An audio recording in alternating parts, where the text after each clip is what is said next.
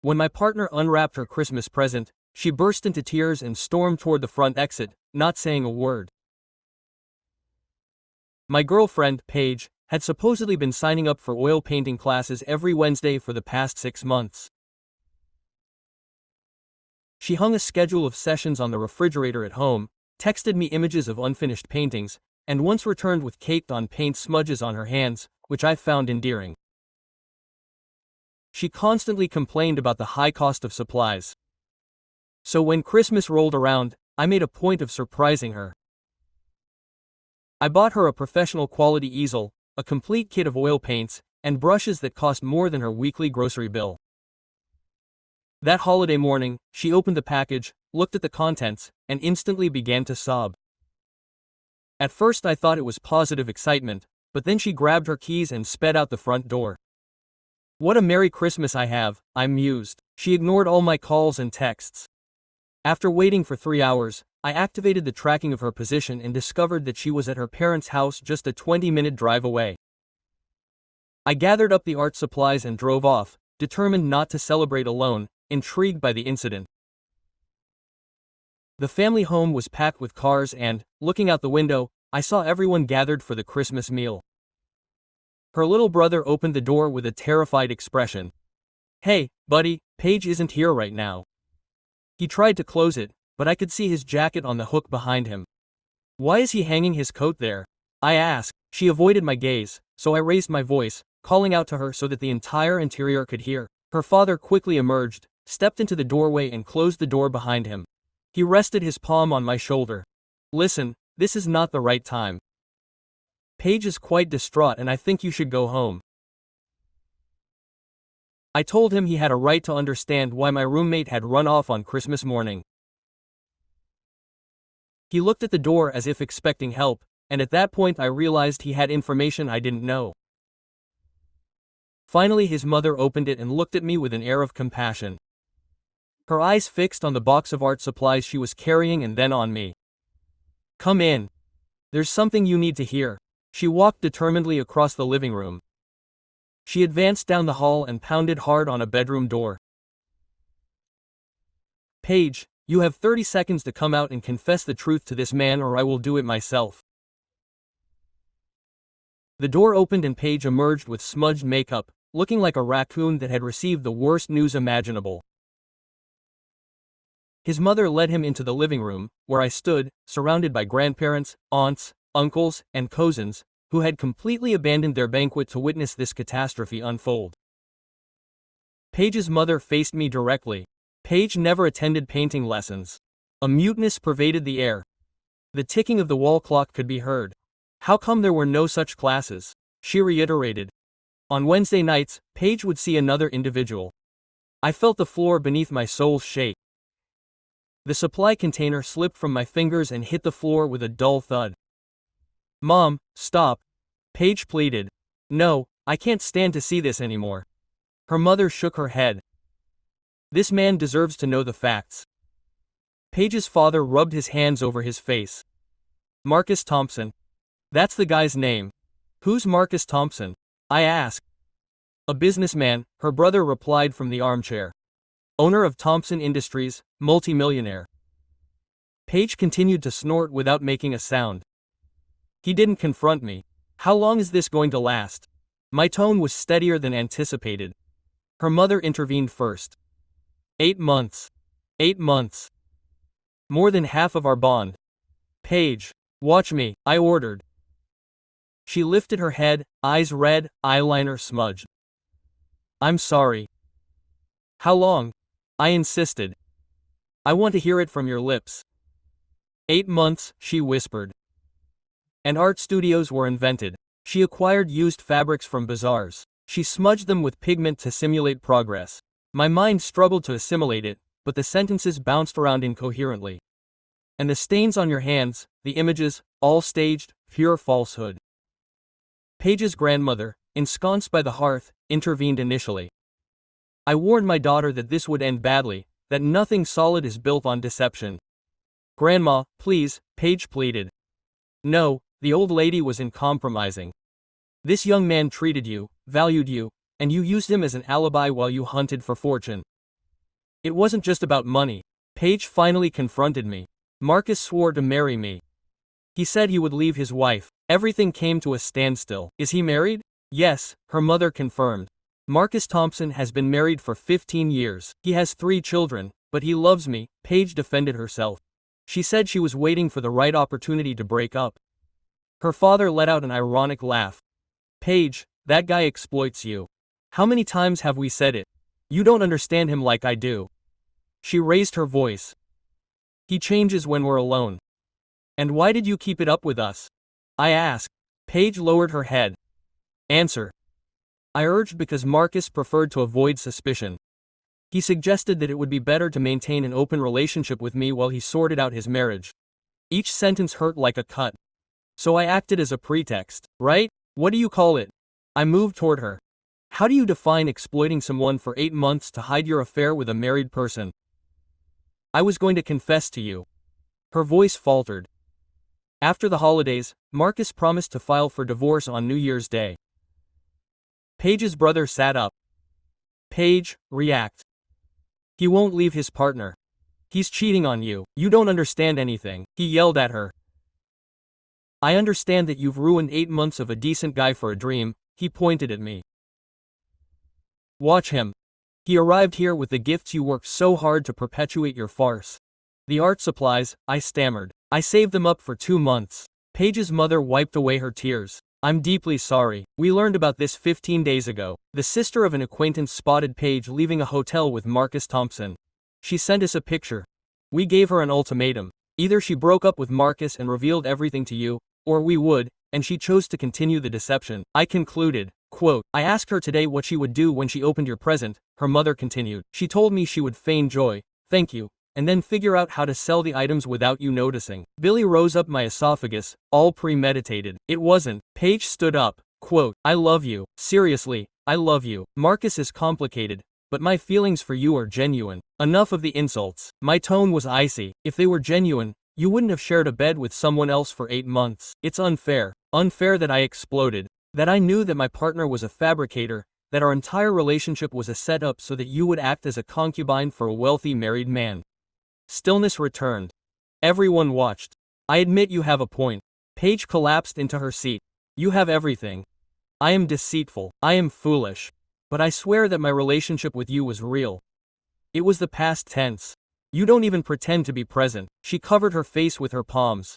I looked at her relatives. They seemed humiliated. Anything else I need to know?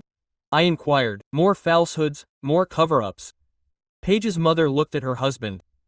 Tell them, her grandmother demanded. Marcus gave her an apartment. Her father revealed it. In his name, a place for their dates. How did they know? Paige asked. We looked at your bank statements, her mother explained. When we learned about the hotel, we demanded access to your finances. We found Marcus's money orders for the past 8 months. I leaned against the wall. My knees were weak. $50,000 for whims. Paige mumbled for clothes, outings, keeping up the appearance of a millionaire couple, his brother added. While your real partner was working extra hours to treat you at parties, something inside me fractured. Not spectacular, no screams or violence, it just snapped. I'm leaving. Wait. Paige jumped. Please, let's talk. Can I clarify? You've clarified enough. I moved toward the exit. His father held me by the shoulder. Excuse me, boy. Seriously, we didn't imagine our daughter could do this. I understand, I said. I appreciate the honesty. What are you going to do? His mother asked. I still don't know, but I definitely won't be celebrating Christmas here. Paige chased me to the car. Don't leave like that. Let me clarify. I turned around. To clarify that you manipulated me for 8 months, that every I love you was fake, that while I was trying to have a big party, you were plotting to get rid of my detail. I truly love you. You don't understand what it means to love. I opened the car door. True love doesn't control anyone. Love doesn't deceive. Love doesn't treat people like objects to be easily discarded. I can make it up to you for everything. Please, give me one more chance. One chance. I let out a bitter, mirthless laugh. Paige. You had 8 months full of chances. Every Wednesday you shared with Marcus was an opportunity to tell me the truth. Every image you sent me of your supposed works of art was a chance to act sincerely. You chose to deceive in all of them. I was afraid of losing you forever. You've already lost me. The moment you thought I wasn't enough, I got in the car. She knocked on the window, hard. And what about us? With everything we built together. I lowered the window just a few inches.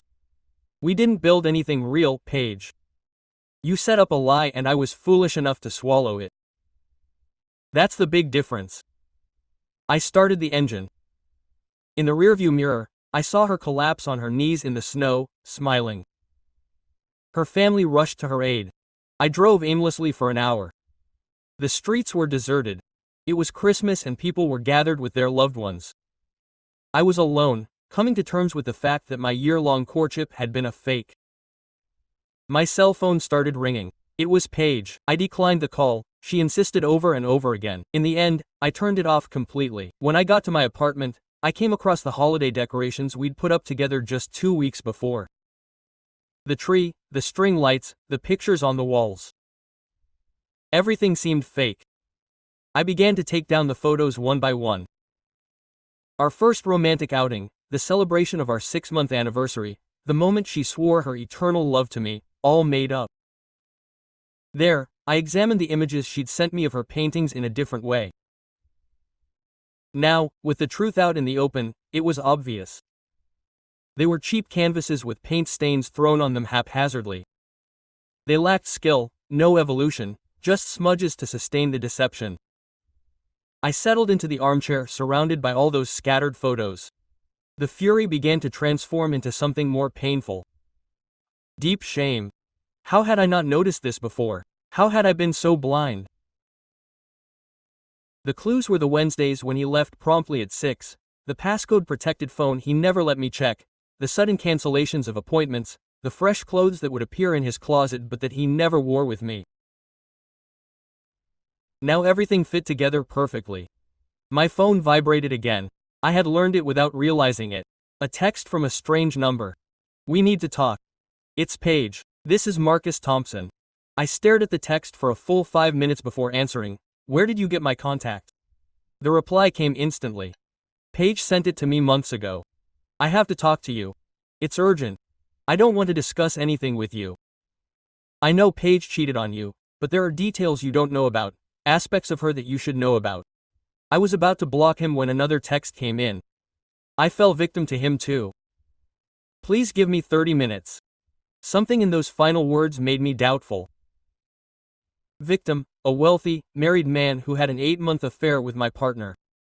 Downtown coffee shop. Tomorrow at 10. If you're late, I'll leave. I'll be there. I spent the night awake. Doubts kept spinning in my mind. What else was he hiding? What didn't I know? So many more deceptions. By 9:30, I was already at the coffee shop. I ordered a black coffee and took a table in the back. Marcus Thompson showed up promptly at 10. I identified him from online images. Tall, graying hair, expensive clothes. He looked exhausted. I appreciate that you came. He took a seat across from me without asking. 30 minutes. You should know that I was unaware of your existence. He started without beating around the bush. Paige assured me that she was single, that she lived independently, without ties. And did you believe her? Yes, for 6 months I believed every word she said. You mentioned 8 months. 2 months ago I discovered the truth. Marcus asked the waiter for a coffee. My wife hired a private detective. She showed me evidence of Paige with you, leaving your apartment, kissing you, behaving like your partner, since she was with me. Now I understand. He rubbed his eyes. When I confronted her, she explained that you were her old boyfriend, that they were friends, but nothing sentimental, that those photos were from a farewell because she had finally chosen me. And you believed her again? Yes, because I wanted to. He confessed. My marriage has been dead for years. My wife and I are staying together for the children and the financial matters. Paige meant something fresh, an escape, a dream. Precisely, Marcus nodded with head. Last night, after leaving her parents' house, Paige called me in tears. She told me everything that you knew, that her family knew it was over. I told her that I needed time to think it over, that this was changing everything. She got upset. She started shouting that I had sworn marriage to her, that I would leave my wife, that we had plans. Did you swear it to her? Marcus fell for a moment. Yes, I swore it to her, although I never planned to keep it. I was overcome with disgust. So, they are both identical, deceivers, who exploit people. It's true, I'm not here to justify myself. I came to warn you that Paige is not the person you imagine. I've already discovered it. She's a deceiver. It's something more serious. Marcus took out his cell phone. The apartment I bought for her was never used exclusively with us. She showed me images, the same place, but with different men on different dates. My detective continued following her after finding out about you. Paige was supporting at least 2 other married businessmen, each one with a different name. Believing he was the only one. My stomach turned. How many in total? How far does it go? 4, including me and you. I don't look like you. I know. You were the only one he showed in public. The rest of us were hidden. Money, gifts, apartments, but you served as his image of normal life. Why are you revealing this to me? Because last night Paige threatened me. He put the phone away. He said that if I didn't leave my wife and marry her, he would reveal everything to my family. He would destroy my image. It doesn't affect me. It doesn't. He'll haunt you too, he continued. He'll cry. He'll beg. Blame me for everything, claiming that I controlled her, that you were her only true love. That's his usual pattern. He repeated it before. Marcus confirmed earlier, I looked into his history. Paige has a history, 3 previous relationships that ended similarly, men who held her while she saw others. One sued him for theft. He took thousands from her before vanishing. How do I know you're not lying? Because I'm not getting any benefit from it. Marcus moved closer. My marriage is already in ruins. My wife already has lawyers. I'm going to lose half of my assets. I just came to warn you. Stay away from Paige. No matter what she tells you, no matter her tears, she's dangerous. He stood up and placed a card on the table. If you need anything, papers, evidence, anything to protect yourself legally, contact me. He left without waiting for a reply. I stood there with the card in hand. Everything was worse than I imagined. Much worse. My cell phone rang. It was Paige. Please answer. I have to talk to you. I didn't answer. 30 seconds later, a message. Marcus always lies. Whatever I tell you is made up. Please trust me. You know me well. But I didn't know her at all. I never did. I blocked her line, her social media profiles, any means of contact. The following days were a mixture of anger and emotional numbness. Paige tried to reach me at work. I instructed security to prevent them from entering. He tried through mutual friends. I begged them not to interfere. Her mother called a week later. I know you refused to talk to Paige. I understand, but I want you to know that we enrolled her in counseling. Seek professional support. I am happy for her. Is there any hope? I did not cut her off. There is no hope left. Our relationship ended at Christmas. There is no going back. I accept that. I just wanted to let you know of his remorse. Remorse does not erase 8 months of falsehoods. I hung up. 2 weeks after the incident, I spoke with my superior. I need a transfer. Is there an opening at another branch? What happened? Private matters. I need to start somewhere else. My boss watched me for a while. There is a position available at the Seattle headquarters. Promotion, increased workload, higher pay. Does it appeal to you? When do I start? In 2 weeks. Ideal. I used those 2 weeks to close out the gaps. I canceled the lease on my apartment. I sold the furniture I had acquired, dreaming of a future with Paige. I donated her forgotten clothes in my closet. The day before she left, her father knocked on my door. I just came to say goodbye, he said, and to apologize again. No need. Yes, I do. We failed as parents. We didn't guide her correctly, and you suffered the consequences. Everyone chooses their own path. Paige chose hers. Will you be okay? For the first time in weeks, I was able to answer honestly. Yes, I'll be fine. I just need time and separation. It's the right decision. He held out his hand. Take good care of yourself. We shook hands. He left. The next day, I took the flight to Seattle with only a suitcase and a firm conviction. I will never allow anyone to make me a mere accessory to their existence. The time had come to rebuild myself, to discover my identity without Paige, to trust again, but with an alert gaze. Seattle was cloudy and raining constantly, ideal for a new beginning. The office was located in the heart of the city, contemporary building, new equipment, challenging initiatives, exactly what I needed to keep my mind active. My boss in Seattle, Robert, welcomed me on my first day. I heard you requested the relocation. Few do it on their own initiative. I needed a transformation. Well, we value hard work here. If you do it right, there's potential for rapid advancement. That's exactly what I'm after. For the first 3 months, I focused solely on work. I would come in early, leave late, volunteer for extra work. Some colleagues thought it was excessive. I understood it was essential. Every time my mind started to wander to page, I would sink into another document, another session, another activity. It worked, more or less.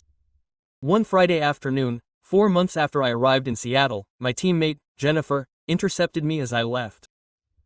A group is going out for drinks. Are you coming? I have work to do. You always have work to do. She crossed her arms. You've been here 4 months and you've never accepted an offer. People start to believe that you are unsociable. I am not unsociable, I am just busy. 1 hour, 1 beer. Then you can return to your work haven. I sighed. 1 hour. The premises were close to the office. There were 6 of us on the team, all relaxed, laughing, chatting about non-work related topics. I settled into a corner with my beer. Jennifer sat down next to me. So, what is your past? Your past. We all have one. The reason we work as if something is haunting us. What is yours? There is no past. Lie. But it doesn't matter. You don't have to tell me. We drank in silence for a while. Relationship that ended badly. I said, in the end I came here to put it behind me. It worked. I'm making progress on that. Jennifer nodded. My case is similar. Ex-husband who cheated on me with his secretary. An absolute cliché. I moved here 2 years ago. The first few months I worked tirelessly. Then I realized that escaping from suffering only postpones it. So what did you do? Therapy. Lots of therapy. And eventually I began to exist again, to go out, to make friends, to let life flow. I'm not ready for that. No one is. You try anyway.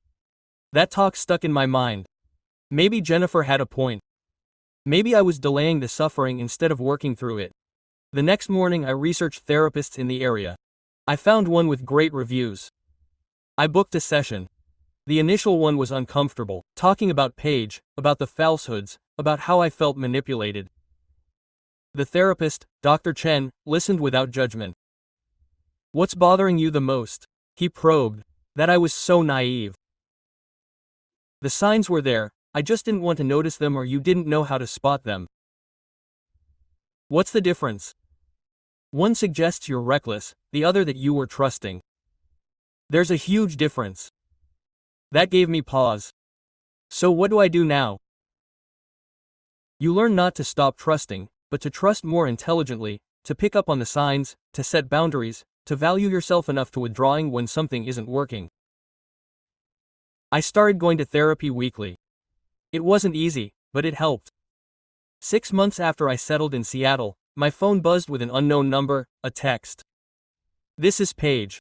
I know you blocked me, but I have to talk to you, please. I deleted it without replying. The next day, another text from another number.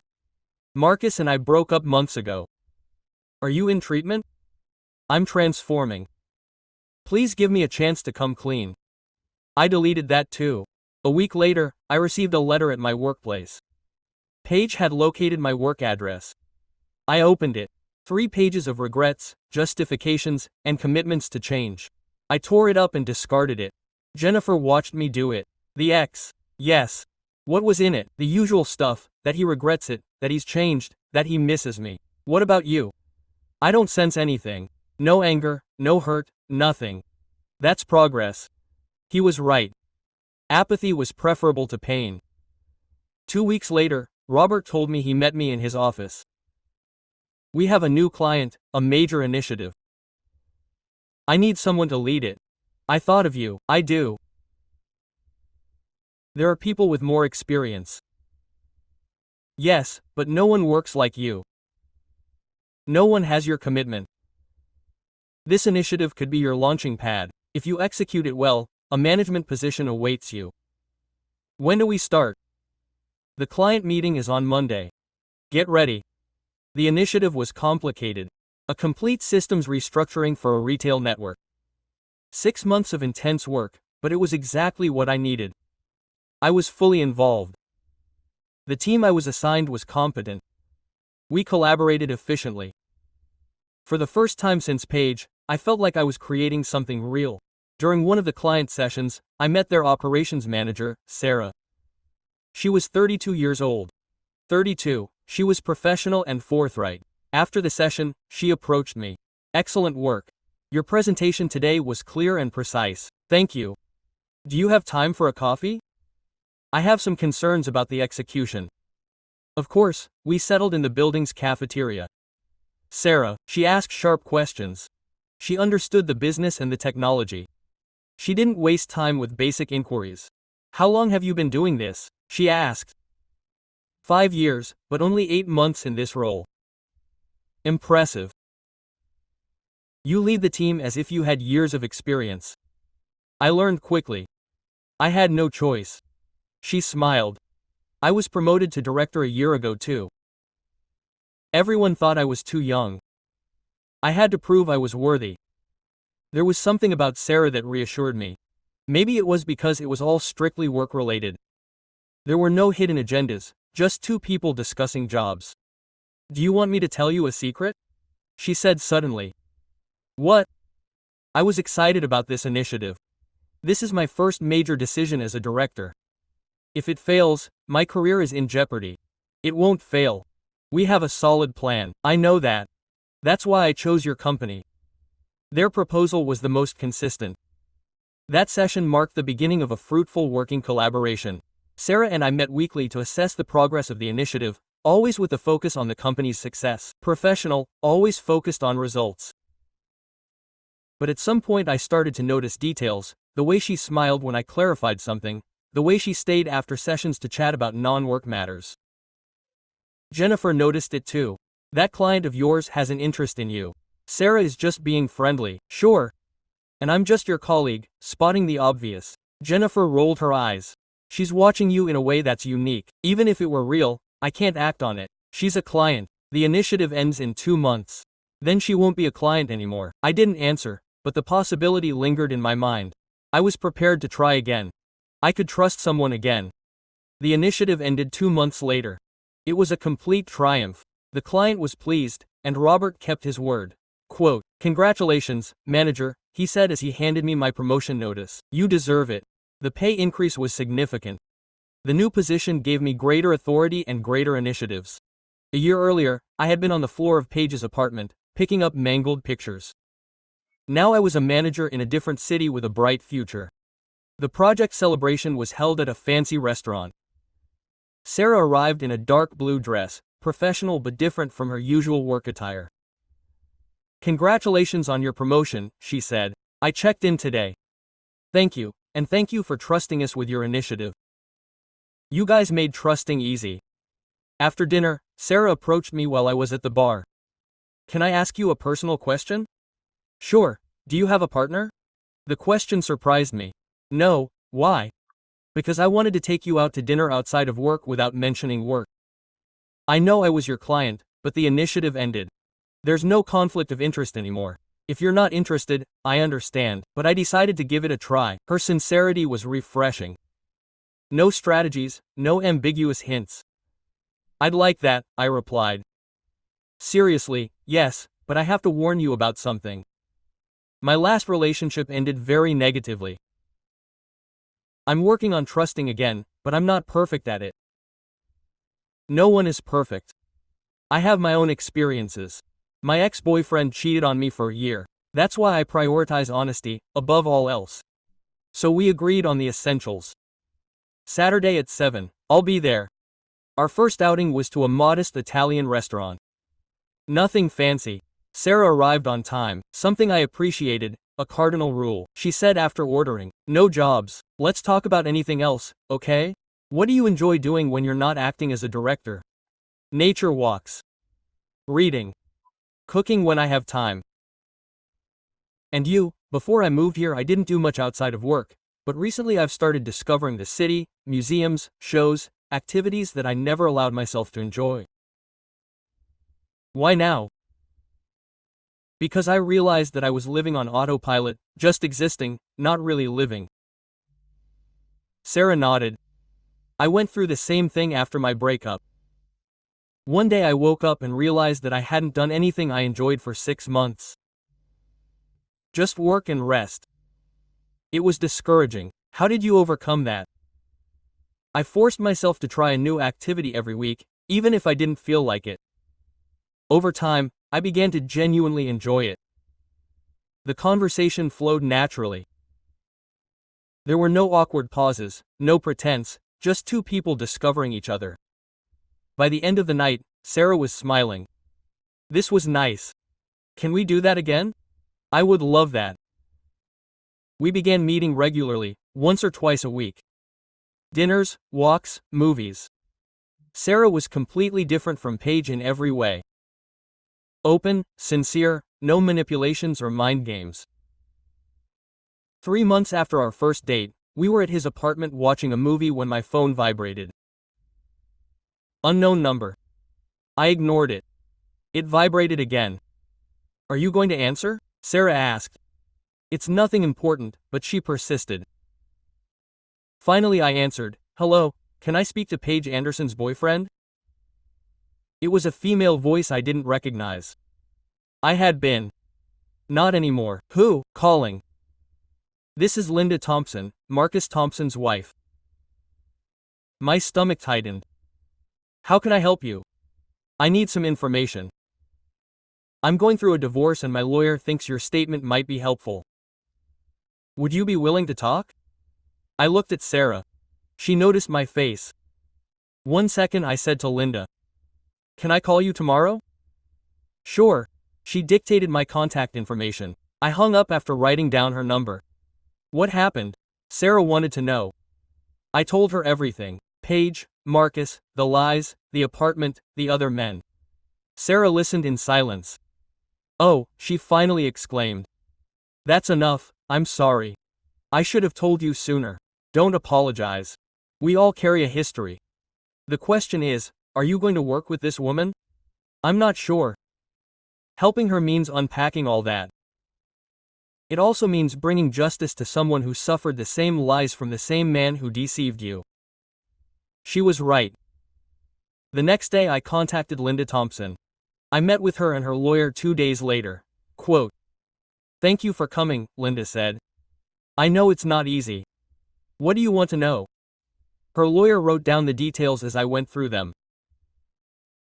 The dates, Paige's inventions, the apartment, what Marcus had revealed to me about the other men. This is very valuable, the lawyer said. Would you be prepared to testify if necessary? Yes. Linda looked at me gratefully. One more question, do you know where Paige is now? No, I lost all contact almost a year ago. She works as a waitress in a restaurant, Linda explained. Marcus withdrew all financial support when he discovered the other men. The apartment was hers, so she lost it. She tried to claim alimony, but it had no legal basis. They were never married. I felt a strange combination of relief and compassion. How do you feel about this? Linda asked. Honestly, almost nothing. She chose her path.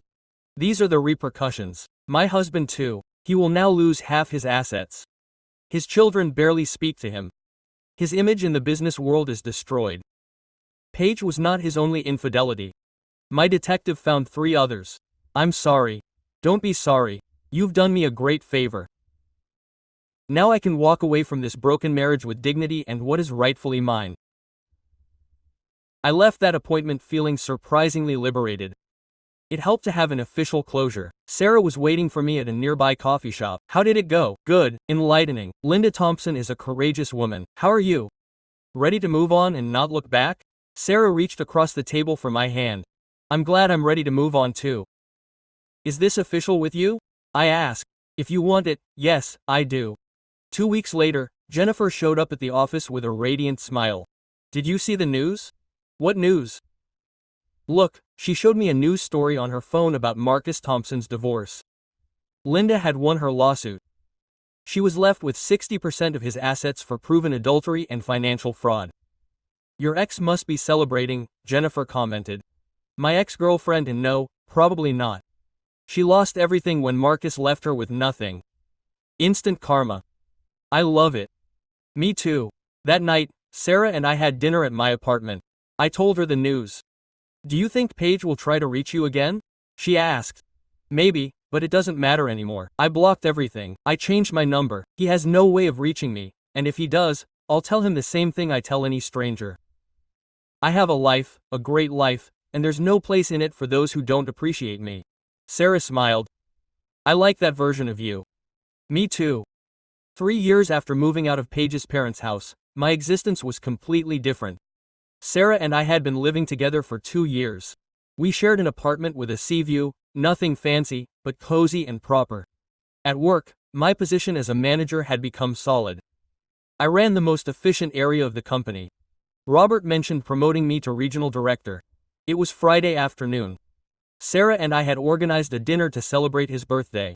I chose the venue. I made the reservation. I even bought flowers. We arrived at the restaurant at 7. The place was packed, but our table was set.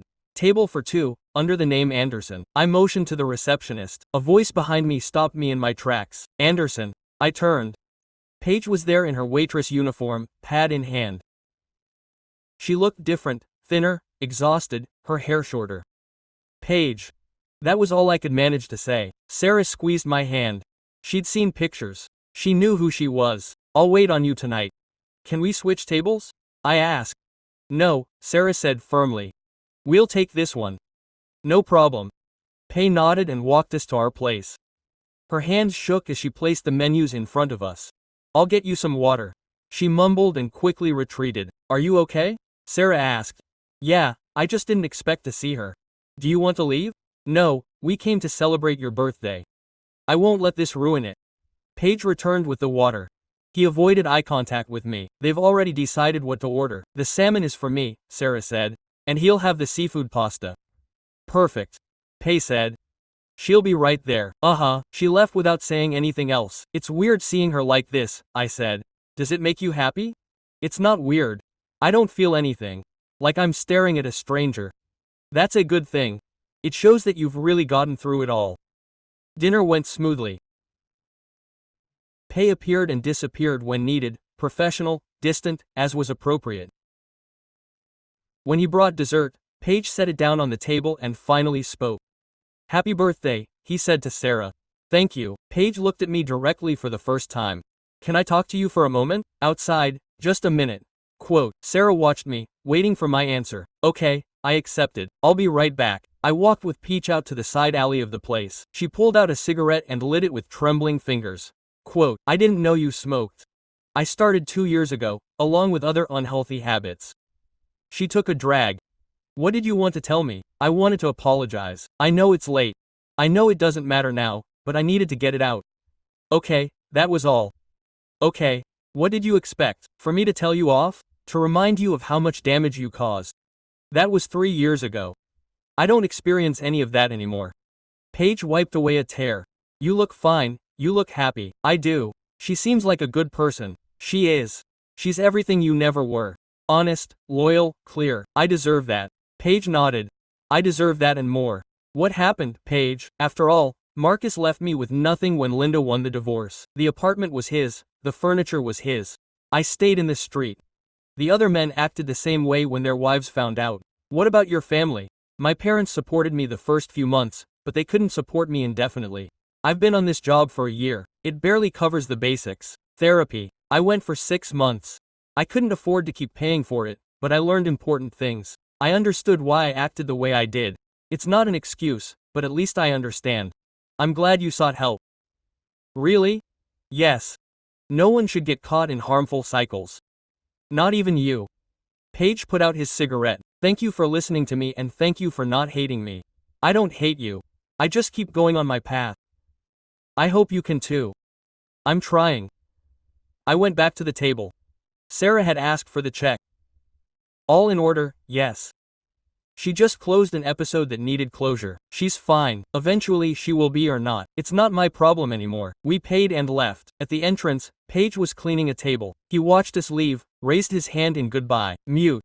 I nodded and drove on. How are you feeling? Sarah asked in the car, relieved. Finding her made me realize something. What? That I made the right decision, not just in breaking up with her, but in rebuilding my life. By not staying stuck in resentment or bitterness, I admire you for that. Many would have gotten stuck in resentment. I almost did, but I chose not to let her ruin any more of my life than I had already wasted. That night at home, Sarah snuggled up next to me on the couch. You know what the best part of that evening was? What? Seeing that you really got over her. You don't just say you do, you don't really feel anything for her. That worried you a little. First loves leave their mark. But seeing how you treated her today with respect but without affection confirmed everything I needed to know. You are my present and my future. She's just history. Sarah kissed me. Happy birthday to you. Me. A week later, Robert called me into his office. The board approved the promotion. Regional manager. Congratulations. Thank you, Robert. I couldn't have made it without your support. You made it on your own merit. Now comes the hard part. You have to move to San Francisco. Headquarters wants you there. When? 3 months. Plenty of time to get everything organized. I confessed as much to Sarah that night. San Francisco is a great opportunity for you, she said. You'd come with me. That's how you're proposing it to me. I don't want to do this without you. Sarah smiled. Then I'll go, but on one condition. What? That we find a place together. Not your apartment or mine, but ours. Agreed. The next 3 months were a whirlwind. Packing things, selling furniture, saying goodbye to coworkers. Jennifer planned a going-away party. You're going to miss Seattle, she said. I'll miss the people, but I'm ready for the next chapter. Did you ever imagine ending up here after all that? No, I honestly thought I'd be devastated by it all. Always, but one turns out to be more resilient than one thinks. That is the lesson we all discover sooner or later. The day before leaving for San Francisco, I passed the restaurant where Paige worked. I didn't go in, I just stood outside for a while. Sarah accompanied me. Why did we come here? To remember my roots and to be thankful that I am no longer there. Ready for San Francisco, ready. We moved forward into our new existence without looking back. San Francisco welcomed us with sunlight and possibilities. The headquarters was larger, more demanding, more intense, just what I needed. Sarah got a job at a consulting firm just 3 blocks from my work. We had lunch together twice a week. It was simple, but important. We bought an apartment in the financial district with 2 bedrooms, an updated kitchen, space for both of us. Every piece of furniture was selected as a couple, every choice shared. A year after we settled in San Francisco, I proposed. Nothing extravagant. A home-cooked dinner. The question, the ring. She accepted before I was finished. I thought you would never do it, she said between her eyes. Laughter. I wanted to make sure we were prepared, and now we are absolutely prepared. The wedding was intimate, 50 guests, just close family and friends. Robert flew in from Seattle, Jennifer flew in too, even Linda Thompson sent a gift card. Thank you for helping me bring closure to that chapter. May your next chapter be everything you deserve. My life was balanced, my career was growing, my marriage was strong, no drama, no cheating.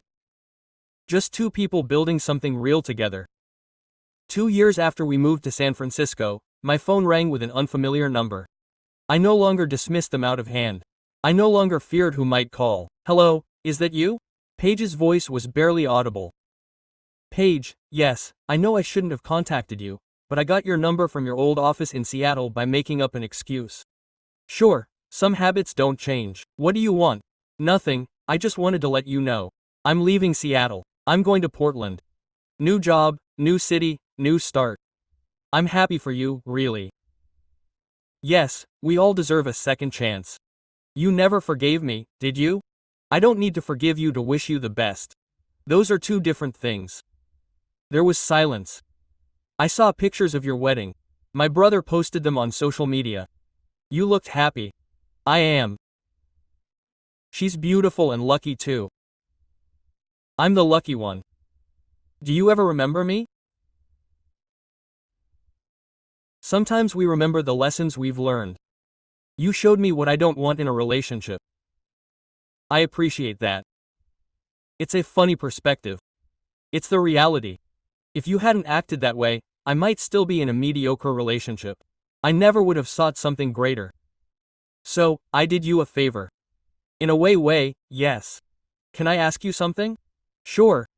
What does she have that I didn't? Honesty, respect, the ability to value a simple relationship without requiring drama or secrets to feel alive. I didn't need drama. You did. That's why you created complex situations. That's why you lied when the truth was easier. Some people only feel relevant in the midst of disorder. Maybe you're right. I hope you find what you're looking for in Portland. I sincerely do. Thank you, and I apologize for everything. I know I've said it before, but I needed to say it again. I get it. Take care, Paige. You too. I hung up. Sarah was making coffee in the kitchen. It was her. Yes, she's moving to Portland. I wanted to say goodbye. How do you feel? Neutral, but hopeful that she'll get her life together. You're a better person than I am. I would still hate her. Why? Holding on to resentment would hurt me. She's no longer a part of my existence. Why give her a place in my mind? Sarah hugged me. That's why I love you. 6 months then Robert contacted me. Management wants to offer you the role of VP of Operations. It means more travel, more responsibilities, more salary. How much more salary? He gave me the amount. It was triple what I was getting. How much time to decide? 2 weeks. I discussed it with Sarah that night. It's a great opportunity, but it means more time away from home. How much more? 2 weeks a month traveling, minimum. You want it, yes, but not if it hurts our marriage. It won't hurt it. We're stronger than that. Accept it. Sure. Absolutely. Besides, 2 weeks away means 2 weeks of intense reunions when you get back. I smiled. You're right. I accepted the position. The travel was exhausting, but the work was rewarding. Sarah and I found our balance. Daily video calls, weekends off, vacations every 3 months. It worked. A year after my promotion, Sarah surprised me at the airport when I returned from a trip. I'm pregnant. I froze for 3 seconds. Really? Yes. 8 weeks. I hugged her right there. People were watching. No, I cared. We're going to be parents. We're going to be parents, she repeated, laughing. Emma was born. 3 kilograms exactly, dark hair, eyes somewhere between brown and green. The first night at home I held her while Sarah rested. She was so fragile, so perfect. Quote, I promise you that I will always be honest with you, I murmured. That I will show you how to love without deception. That you will grow up knowing that respect is fundamental in everything. Sarah opened her eyes. Do you make promises to our 3-day-old daughter? Yes, because I have some too. Quote, she sat down next to me. We looked at our daughter together. Have you ever dreamed this? She asked as you lay on the floor of the Page house, gathering up torn photos. I never thought this was my life. Pain, lies, eternal reconstruction. But it wasn't. Pain brought me to Seattle. Seattle brought me to you. You brought me into this existence. Do you miss anything from then? Not for a moment. This life surpasses everything I imagined. Better because it's real, because it's sincere, because we created it without hiding. Quote, Emma made a sound. She opened her eyes for a moment before closing them. Welcome to the world, little one, Sarah said. Your dad and I were waiting for you. 5 years later, Emma had a little brother. Lucas, just as perfect, just as loved. My career continued to soar. Sarah had started her own consulting firm. We were prosperous, happy, stable. One day, checking my email, I saw a message from Jennifer. Did you see it? With a link to a news story. It was about Marcus Thompson. He had passed away. Heart attack at 62. The text mentioned his scandalous divorce years before. His children did not attend the funeral. I wrote back. I read it. Sad, but expected. Yes. Did you know that Paige tried to attend? Linda sent her away for safety. I didn't respond. It didn't affect me anymore. That night, Sarah and I sat in the garden while the children slept. What do you think about? She asked. How everything turned out well. Not despite the suffering, but because of it. Suffering taught you. Yes, it showed me my worth. It taught me that I deserve it. It taught me that true happiness is simple. It doesn't require secrets or chaos, just honesty. I love you. I love you too. We looked at the stars, our house, our children, our life. This was more than revenge, more than justice. It was simply living well, the best response to everything that had happened.